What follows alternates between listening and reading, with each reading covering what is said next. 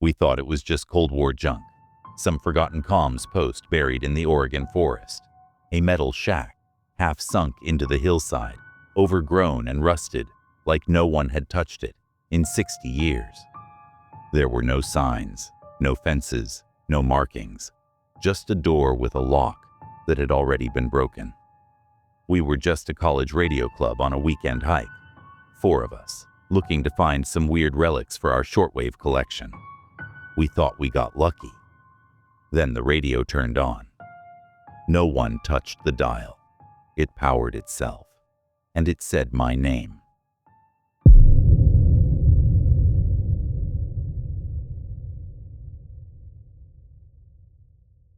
It started as a side quest. Our amateur radio club had a tradition. Once every semester, we'd go off-grid and see what kind of frequencies we could catch in the wild. Pirate broadcasts, numbers stations, sometimes just weird atmospheric bleed. I'm Owen, a third-year EE major at Willamette State. The trip was my idea this time. I'd read about an old government monitoring site used back in the 60s to intercept foreign radio signals during the Cold War. No coordinates, just a mention in a declassified logistics memo and a blurry topographical map from 1967. The others were skeptical, but they liked the idea of an adventure. So we loaded 2 jeeps, packed enough gear for 3 days, and drove out past Black Butte, into that thick pine stretch where cell signals die and the trees grow claustrophobic. We weren't expecting to find anything, but we did. About 4 miles in, tucked behind a rocky ridge, we spotted a corrugated steel roof barely visible beneath decades of pine needles and moss. At first, we thought it was a hunter's blind or abandoned ranger station. But the construction was all wrong. Reinforced sides, rusted-over vents, and a blast-style door, welded shut, but clearly pried open at some point. "Looks like a military outpost," Maya said, our club president. "Way too much shielding for a weather station." We stepped inside, flashlights cutting through layers of dust. Inside was one room, metal desks, rack-mounted consoles, rotary switches, an old oscilloscope still bolted to the wall. It looked like a bunker built for listening. A hand-painted stencil on the inside wall read, "Project HARVESTMAN, Site 9, B." The power was off, no light, just the hum of our gear as we unpacked, excited, taking photos and noting every component we could identify. Max, our frequency guy, found a dusty tape reel deck wired into a transmitter stack, but there were no tapes. "Damn," he muttered. "If we had one, we could test playback. Might still run off battery."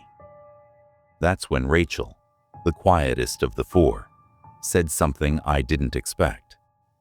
"Guys," she said, pointing to a panel near the back wall.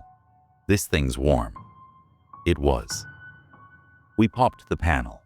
Behind it, an old diesel generator, humming quietly, still running, still powered. That made no sense, no smell, no refueling port. Maya flicked one of the breaker switches. Nothing happened. Then she flipped another, and a green indicator light blinked to life on the transmitter stack. A slow beep began to pulse through the room. Low, mechanical, steady. Then, white noise. And then, a voice. Faint. Male. It said, "Subject 9B confirmed. Welcome home, Owen." I froze. The others laughed at first, thinking it was some audio glitch or a coincidence. Max assumed the system had a pre-recorded message burned into the hardware. But my name isn't common. And the voice, the inflection, the pacing, it sounded eerily like my grandfather. That got a silence out of all of us. I stepped closer to the mic array. "Hello?" I said. "Who is this?" Nothing. Just static. Then a rising tone, like a signal lock, followed by another message. Harvestman sequence ready, awaiting biometric trigger. Rachel looked at me like I was supposed to know what that meant. I didn't. At least, I don't think I did. Maya moved toward the desk and flipped another switch. The wall lights flickered dimly. One of the screens, a CRT monitor built into the far corner, blinked to life. It was black and white. No interface. Just a single image. A satellite view of our location. Then the map began to zoom out, layer by layer, showing concentric circles emanating from the shack, like a targeting system. "That's us," Max said. "It's scanning us." "Why?" Rachel asked. Before anyone could answer, the radio emitted another sound, a fast, looping pulse. Morse code. Max scribbled it down, fast. Target cohort verified. Protocol Phase 1 initiated. We stared at each other. Not a joke anymore. Not even weird. Just wrong. I pulled out my phone. Still no signal. I tried the GPS, but it just glitched, spinning wildly like we were moving in every direction at once.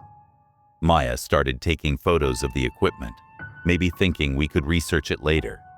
That's when the tape reels on the deck began to turn. Even though there were no tapes loaded, the motors spun, then stopped. Then something spoke again. But this time, it wasn't a human voice. It was a modulated drone, almost insect-like. Harvestman awake. Input confirmed. 9B now active. A second later, the floor shook, subtly, like a distant impact or a heavy mechanism shifting underground. One of the metal desk drawers snapped open on its own.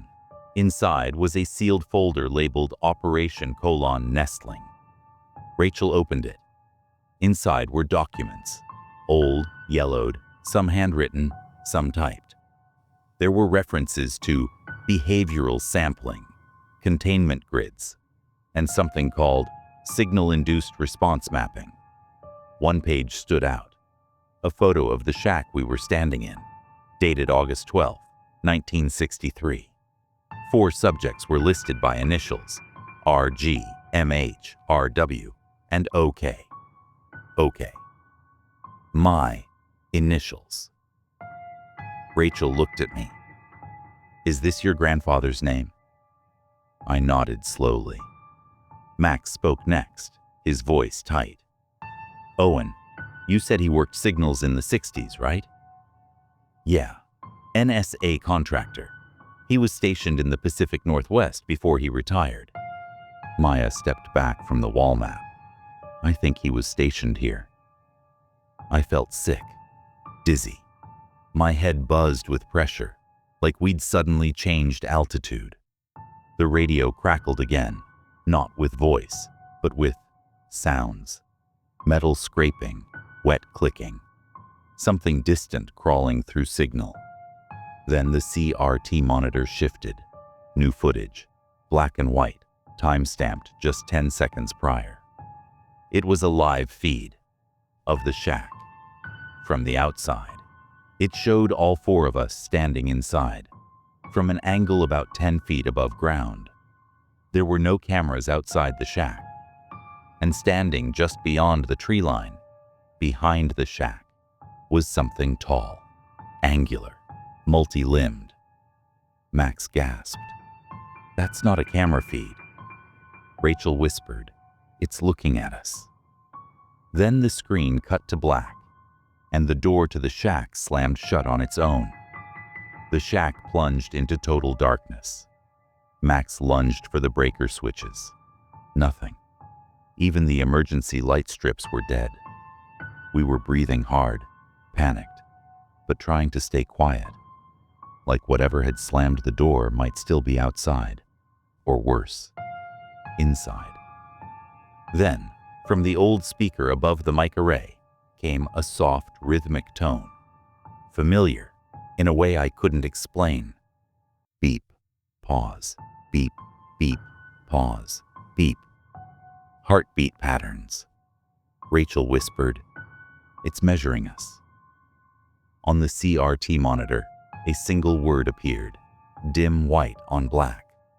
Replication. Maya backed into the far wall. What does that mean? Max stared blankly. Cloning? Duplication? Psychological imprinting? Then we heard it. Footsteps inside the shack, but not ours.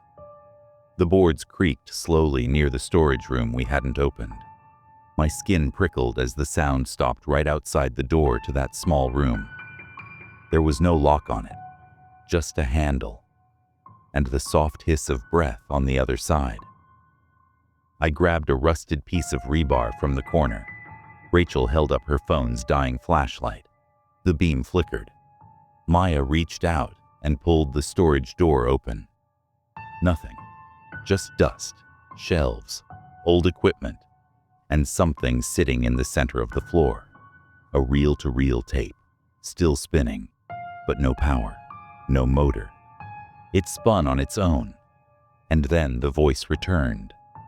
Clearer this time, older. Owen, it's okay. We all come home eventually. It was my grandfather's voice.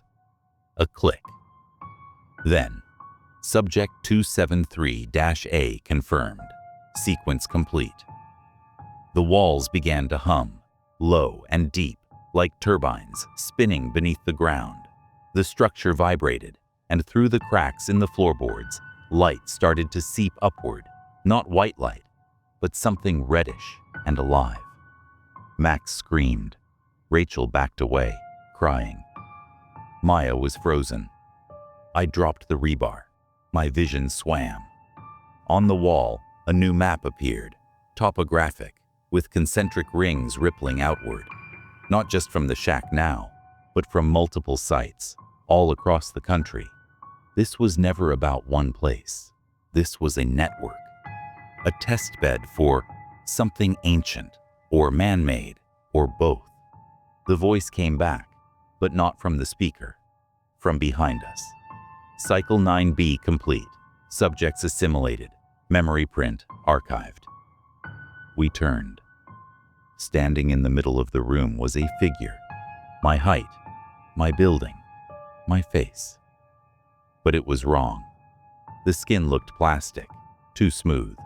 The eyes were deep voids, reflecting flickers of the red glow from below. It opened its mouth, and my voice came out. Hello, this is Owen Kelly. Welcome to Harvestman. Everything went black. 2 weeks later, a forest ranger named Kyle Demers found the shack during a scheduled brush fire sweep. But when he arrived, it wasn't a shack anymore. It was a modern radio relay station, fully powered, maintained, even registered in the state database. No trace of us, no logs of our entry, just one thing out of place. A looping tape on the desk, labeled Observation Report, Cycle 9B, Status, Terminated. When Kyle played it, the recording said, "Welcome back, Owen. Let's begin again." He shut it off. But the next day, he didn't report in. Now there are 2 names on the access log, Owen Kelly, Kyle Demers. And every night, just past 3 a.m., the old frequency broadcasts again. No music, no messages, just footsteps and the sound of breathing. What you heard tonight, it's just one of many. Subscribe to Hauntica for stories that shouldn't exist.